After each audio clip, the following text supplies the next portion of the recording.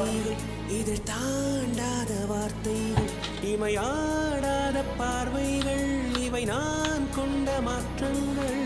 சொல் என்னும் ஓர் நெஞ்சம், எனில் இன்னும் ஓர் நெஞ்சம், எதிர்பார்க்காமல் என் வாழ்வில் ஒரு போர்க்காலம் ஆரம்பம். இருதயமே துடிக்கிறதா, துடிப்பது போல் நடிக்கிறதா, உரைத்திடவா மறைத்திடவா, ரகசியமாய் தவித்திடவா. ஒரு பெண்ணின் நிறைவென்ன செய்யும், என்னை கத்தி இல்லாமல் கொய்யும், இதில் மீறி